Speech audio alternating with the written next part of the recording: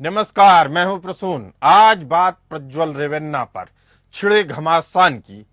सैकड़ों महिलाओं के यौन शोषण के आरोपी प्रज्वल रेवन्ना को लेकर सैकड़ों सवाल खड़े हो रहे हैं। आज आपको हर सवाल और उससे जुड़े हर जवाब पर चर्चा करेंगे। विदेश मंत्रालय के प्रवक्ता रणधीर जायसवाल ने कहा है कि प्रज्वल को जर्मनी जाने को लेकर मंत्रालय की ओर से ना ही कोई राजनीतिक मंजूरी दी गई थी, ना ही अनुमति मांगी गई थी, ना ही कोई इस तरह की अनुमति जारी की गई।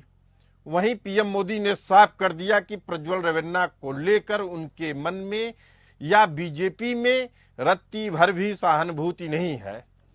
आपको बता दें कि प्रज्वल रेवन्ना की सेक्स सीडी आते ही देश की राजनीति में भूचाल मच गया। इस कांड में कौन कौन जिम्मेदार हैं और आखिर पीएम ने क्या कहा, आपको सबसे सारी चीजें बताते हैं। जनता दल से हाथ क्यों मिलाया पीएम ने, यह बड़ा सवाल है। पीएम मोदी ने हासन जाकर हाथ उठाकर क्यों कहा कि प्रज्वल रेवन्ना की जीत से उन्हें और ताकत मिलेगी। मोदी शाह, बीजेपी और जेडीएस ने सब कुछ जानते हुए भी प्रज्वल रेवन्ना के बारे में यह सच क्यों छिपाया। जब प्रज्वल रेवन्ना भारत से भागने की कोशिश कर रहा था तो क्या पीएमओ, विदेश मंत्रालय या पासपोर्ट कंट्रोल बोर्ड को यह पता नहीं था कि वह एक मास रेपिस्ट को छोड़ने और देश से भाग जाने के लिए प्रोत्साहित कर रहे हैं। हालांकि मोदी ने इसके लिए कर्नाटक की कांग्रेस सरकार को ही जिम्मेदार ठहराया है। पीएम मोदी ने साफ कर दिया कि प्रज्वल रेवन्ना जैसे लोगों से कोई भी सहानुभूति नहीं हो सकती। बाजार में आई सेक्स सीडी कई साल पुरानी बताई जा रही है। इस सीडी के कंटेंट को पब्लिश करने पर वहां की हाई कोर्ट ने रोक लगा दिया था। आइए जानते विवाद सामने आने से लेकर अब तक का घटनाक्रम। 27 अप्रैल को प्रज्वल भारत छोड़कर जर्मनी चला गया। 28 अप्रैल को उनकी पूर्व घरेलू सहायिका ने उनके खिलाफ यौन शोषण की शिकायत दर्ज की।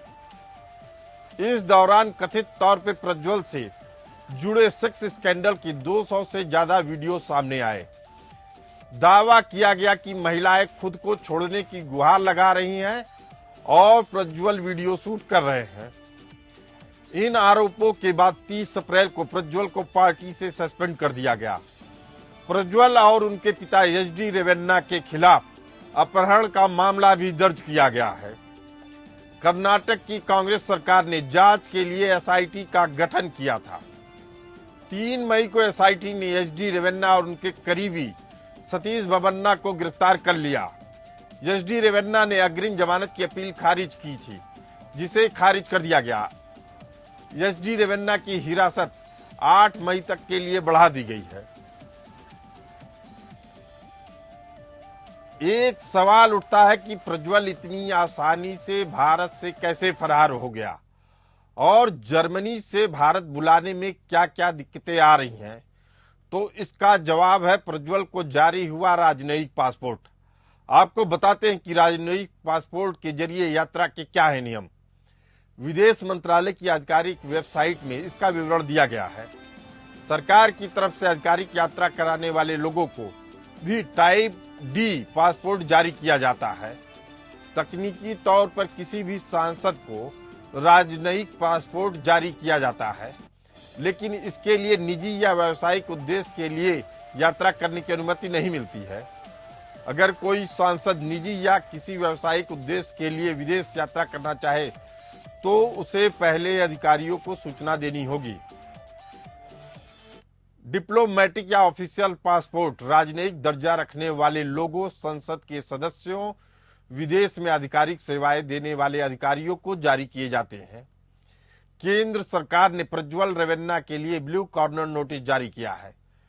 साल 2011 में जर्मनी के साथ हुए द्विपक्षीय समझौते के तहत भारत के राजनयिक पासपोर्ट धारकों को 90 दिनों तक बिना वीजा जर्मनी में रहने की अनुमति है। आपको बता दें कि किसी भी देश की सरकार के आग्रह पर 7 रंगों वाले नोटिस इंटरपोल जारी कर सकता है।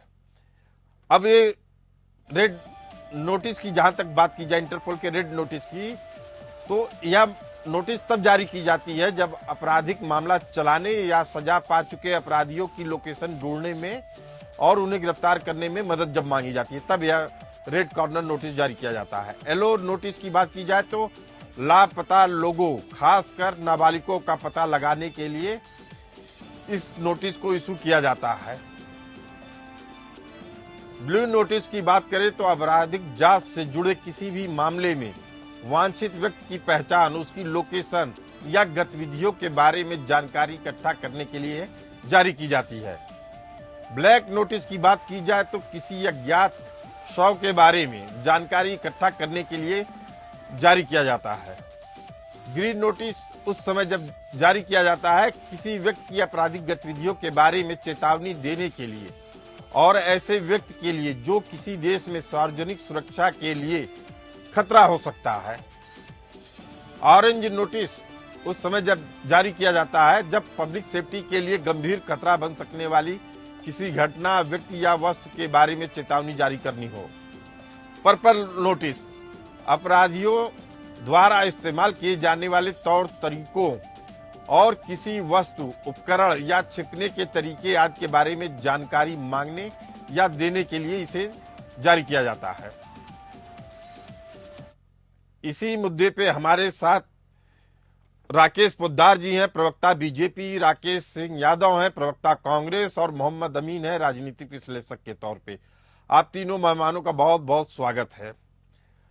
पहला सवाल राकेश पोद्दार जी से, देश में प्रज्वल रेवन्ना को लेकर चल रहा मुकदमा 1 साल 6 महीने पुराना नहीं है, ये 2-3 साल पुराना है।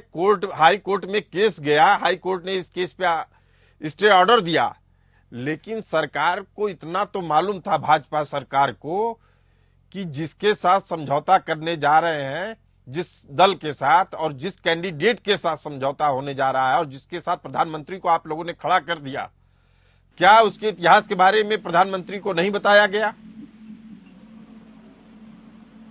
देखिए प्रसून जी, जो भी घटना घटी है वो बहुत दुर्भाग्यपूर्ण है और देश के गृह मंत्री जी ने पहले दिन से ही कह रहे थे कि कांग्रेस की वहाँ सरकार है और कांग्रेस की सरकार को चाहिए कि उनको जब उनको मालूम था तो उनको गिरफ्तार करना चाहिए, एसआईटी गठन करना चाहिए। और हम लोगों ने ही मांग किया था कि एसआईटी गठन होना चाहिए, तो एसआईटी गठन होके प्रज्वल रेवन्ना को लाया जाएगा, अपने देश वापस लाया जाएगा, उसको जेल के सलाखों में डालने का काम करेंगे।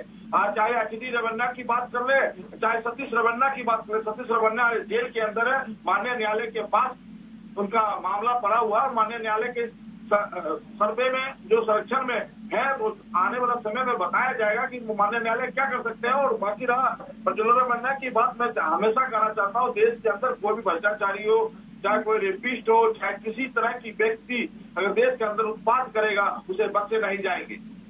राकेश सिंह यादव जी, प्रवक्ता कांग्रेस। राकेश जी, आखिर क्या कारण है कि कर्नाटक सरकार प्रज्वल के बारे में पूरी तरीके से जानती थी? इनका मामला कोर्ट में चल रहा था, इनका ड्राइवर इनके ऊपर इस तरह के आरोप लगा चुका था, वीडियो रिलीज करने की बात हो रही थी, उस पर स्टे ऑर्डर लिया था प्रज्वल ने। इतनी सारी घटनाओं के होने के बावजूद, कोर्ट में मामला होने के बावजूद, जहां कोर्ट ने केवल ये कहा था कि वीडियो रिलीज मत करिए, जांच करिए, जांच में आपको नहीं लगता है राज्य सरकार की तरफ से देरी हुई, जिसके कारण से प्रज्वल अपनी हरकतों पे या उसकी हरकतों के लिए उसको वहां तक नहीं पहुंचाया गया जहां पहुंचाया जाना चाहिए था? देखिए, मुझे तो आश्चर्य होता है देश की इंटेलिजेंस सर्विसेज पे। प्रधानमंत्री एक तरफ बोलते हैं कि देश सुरक्षित है, सीमाएं सुरक्षित हैं, लेकिन प्रधानमंत्री की इंटेलिजेंस को इतना नहीं पता कि वो जिसे उम्मीदवार बना रहे हैं वो बलात्कारी है, वो इतने हजारों बलात्कार का अपराधी है, उसके साथ खड़े होकर क्षमा कर रहे हैं। अगर उनको ये सच में नहीं पता तो देश बड़ा मुश्किल में। देखिए राकेश जी, ये बात बीजेपी को भी मालूम थी कि प्रज्वल के ऊपर कौन से मुकदमे चल रहे हैं और किस मामले में चल रहे हैं। यौन शोषण के मामले में चल रहे थे, बीजेपी को भी मालूम था और कांग्रेस को भी मालूम था। मेरा सवाल ये है, सुन लीजिए मेरी बात राकेश जी, चुनाव के वक्त गजब हो गया। क्या कह रहे हैं आप? प्रधानमंत्री जी को मालूम था कि बलात्कार के मुकदमे चल रहे, फिर भी अरे आपकी कर्नाटक सरकार को भी मालूम था। पहली पुलिस की कार्रवाई कर्नाटक सरकार की तरफ से होनी मोदी जी थी। को भी मालूम था ना, मोदी जी को पता था ना। अरे लेकिन कार्रवाई तो राज्य सरकार करेगी ना, पुलिस किसके अंडर में आती है? राज्य सरकार के अंडर में आती है। मोदी जी को पता था एक बलात्कारी के साथ राकेश सिंह यादव जी, आप मुद्दे पे रहिए, भटकिए मत। मुद्दे पे ही हूँ। राज्य सरकार के अंडर में आती है लोकल मेरा ये पुलिस। कहना है प्रधानमंत्री नरेंद्र मोदी जी की इंटेलिजेंस इतनी फेल है कि उसको टिकट भी दे देते हैं, मंच पे खड़े भी हो जाते हैं, वोट भी मांगते हैं। यह एक सवाल है जिसपे जवाब लिया जा चुका है राकेश यादव जी। प्रधानमंत्री वापस राकेश यादव जी, फिर मैं पूछ रहा हूं, मैं जो सवाल पूछ रहा हूं उसके कई मायने और बड़े संजीदगी से आप इसका जवाब दीजिए, क्योंकि इसके कई पहलू हैं। राकेश जी सुनिए बात, अगर लोकल पुलिस इस मामले में एग्रेसिव नहीं हुई तो क्या इसके पीछे कुछ राजनीतिक पहलू थे या कारोबारियों के कुछ पक्ष थे, पहलू थे? चूंकि इसमें 2000 से ज्यादा वीडियो है, 3000 तक वीडियो है, तो क्या पूरे एक कुनबे का ये साजिश था? राकेश जी बिल्कुल, देखिए ये हो सकता है ईडी और सीबीआई का दबाव पुलिस पे हो प्रधानमंत्री जी के माध्यम से, इसलिए उसको गिरफ्तार ना किया गया हो, ये हो सकता है। भाई राकेश जी, मुझे तो आपकी समझ में बड़ा अजीब सा लगता है कि ईडी और सीबीआई डायरेक्ट पुलिस के टच में कभी नहीं होती है, ये बात जान लीजिए आप। सब कुछ कर सकते हैं प्रधानमंत्री, सब कुछ कर सकते हैं, वो तो विश्व की सबसे बड़ी पार्टी है, सब कुछ कर सकते हैं। चलिए, हमारे साथ राजनीतिक विश्लेषक के तौर पे जुड़े हैं मोहम्मद अमीन साहब। मोहम्मद अमीन साहब, 28 तारीख को बाद में भेज दिया मोहम्मद अमीन साहब, राजनयिक पासपोर्ट का मायने आपसे बेहतर कोई नहीं बता सकता है, क्योंकि आप भी एक समय पे राजनयिक पासपोर्ट के धारक रहे हैं। तो क्या पासपोर्ट का मतलब तो सारे देश को मालूम है, सब समझते हैं, लेकिन जब एफआईआर हुई 27 तारीख को, 27 अप्रैल को, 28 अप्रैल को मालूम था, तो उसके एक दिन पहले वो निकल गए। 28 को एफआईआर हुई, 27 को विदेश चले गए, वो भी डिप्लोमेटिक पासपोर्ट पे, बिना प्रधानमंत्री की सहमति के। बिना इसमें प्रधानमंत्री की सहमति नहीं होती। हमने अपनी रिपोर्ट में दिखाया कि राजनयिक पासपोर्ट जिनको इशू होते हैं उनको किसी तरीके की मंजूरी लेने की आवश्यकता नहीं होती है। तो ये तो आदतन अपराधी था, सालों से आप खुद बता रहे हैं। अरे तो आपने गिरफ्तार क्यों नहीं कर लिया कर्नाटक वाले? कर्नाटक में आपकी सरकार थी, गिरफ्तार कर लेना चाहिए था आदतन अपराधी को। यही तो हम भी सवाल पूछ रहे हैं आपसे। आदेश चलती है ना सरकार, कोर्ट आदेश देती, कोर्ट में केस तो जब गिरफ्तार होते हैं। कोर्ट ने केवल वीडियो रिलीज नहीं करने के लिए आदेश दिया था, जांच को पूरी करने के लिए कहा था। वीडियो तो बीजेपी के लोगों ने करे हैं। अरे भाई, हम करे वीडियो कोई भी किया हो, कार्रवाई आपको करनी थी।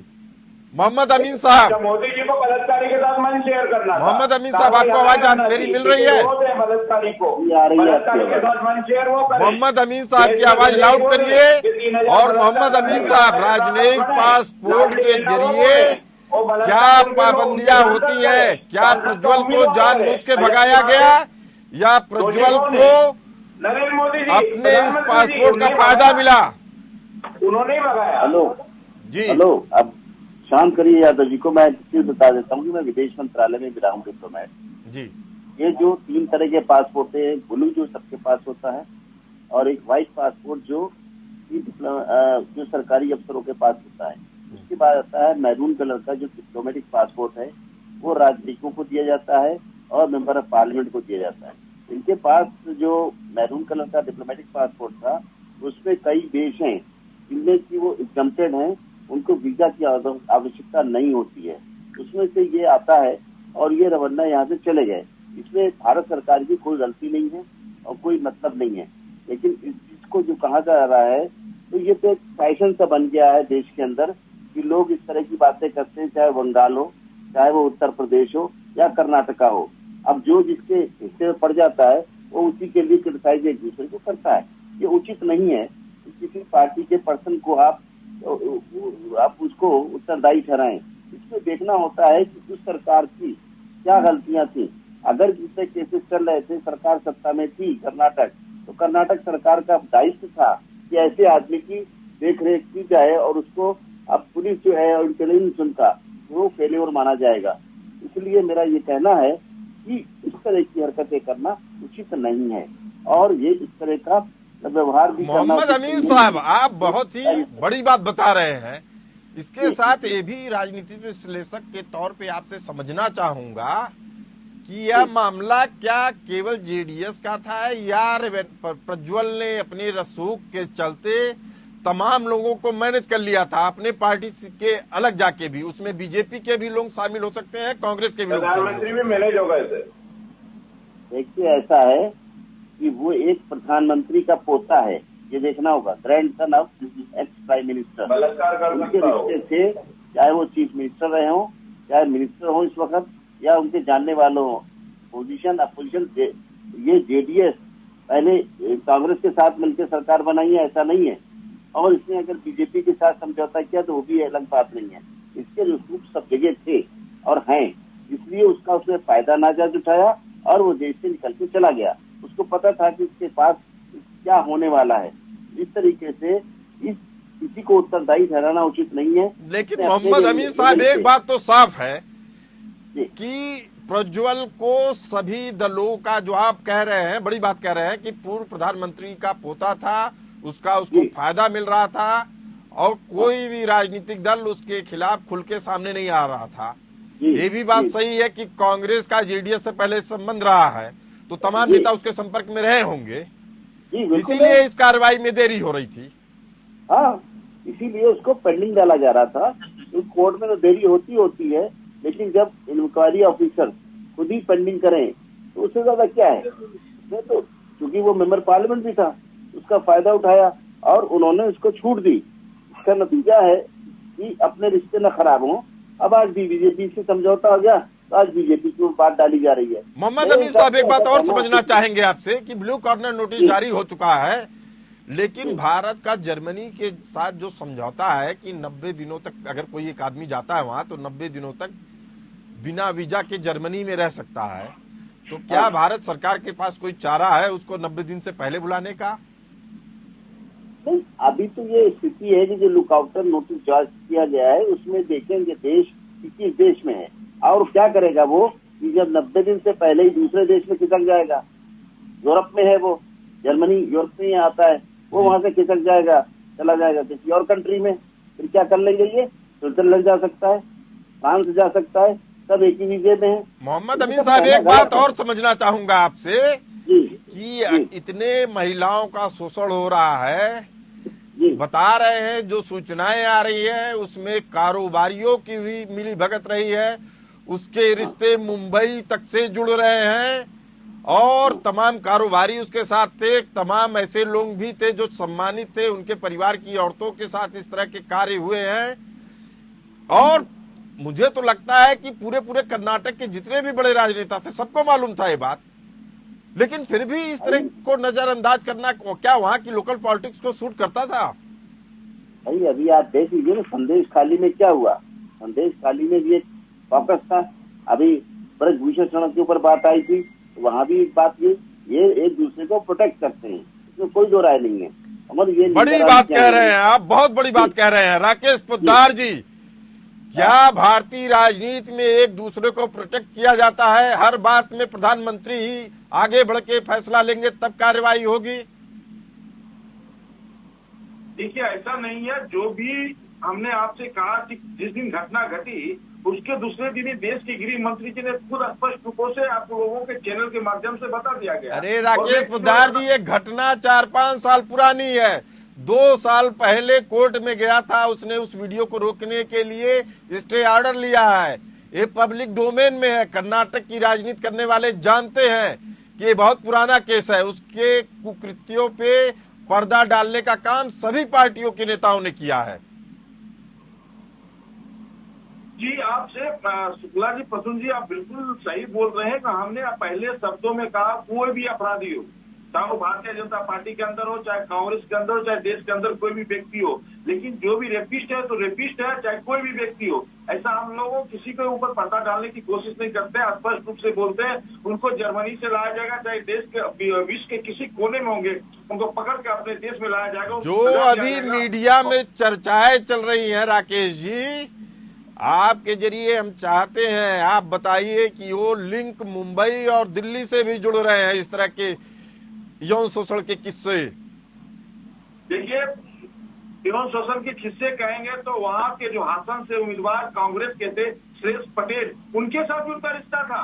मैं नहीं बता रहा हूँ, पीटीआई की न्यूज के हिसाब से मैं बता रहा हूँ कि उनका भी रिश्ता $1 मिलियन क्वेश्चन है प्रसन्न जी। जी ये बातें कुछ भी करें, वहाँ सरकार पहले बीजेपी की थी, जी इसके रिश्ते हर एक से अच्छे थे। कांग्रेस राकेश से जी, राकेश यादव जी, हमाम में सभी नंगे हैं, इस बात को तो स्वीकार कर लेंगे ना आप? अब एक दूसरे पर आरोप करते रहे। राकेश यादव जी की आवाज लाउड करिए। राकेश यादव जी, पटेल, देखिए, मैं इस तरह की बातें स्वीकार नहीं करता, क्योंकि मेरा चरित्र भी ऐसा नहीं है, ना संस्कृति ऐसी है, पहली बात। क्या पता किसका चरित्र मुझे क्या ऐसा है? लगता है दिखाता है क्या बातें कि तो? सातों चरण निपटने के बाद तक ये महाराज विदेश से हिंदुस्तान नहीं लाए जाएंगे, और केंद्र सरकार भी नहीं चाहेगी कि चुनावी चरण समाप्त होने के पहले उनको इंडिया लेके आए। ये बहुत स्पष्ट है। केंद्र सरकार के हाथ में नहीं है लाना। और बिल्कुल नहीं लाना। राकेश यादव जी, मोहम्मद अमीन साहब बेहद अहम बात कह रहे हैं, सुन लीजिए आप। मोहम्मद अमीन साहब की आवाज लाउड करिए। यादव जी सुन लीजिए, ये देश मंत्री या हमारे देश के प्रधानमंत्री का मसला नहीं है, ये है बात लीगल ट्रीटी की। अगर हमारे उस देश के साथ में लीगल एंड ट्रीटी है तो वो उनको हम प्रत्यार्पण करेंगे और हम डिपोर्ट करेंगे, अदरवाइज नहीं होगा। वो वहीं घूमता रहेगा यूरोप में। ये बेहद पेचीदा मामला है, और इस बहस से तो एक बात साफ हो रही है, सारी पार्टियां इस कृत्य के लिए दोषी ठहराई जा सकती हैं। समय की कमी के कारण इस चर्चा को यही विराम देते हैं। आप सभी मेहमानों का डिबेट में हिस्सा बनने के लिए धन्यवाद। हमें दीजिए इजाजत, बने रहिए एपीएन न्यूज के साथ।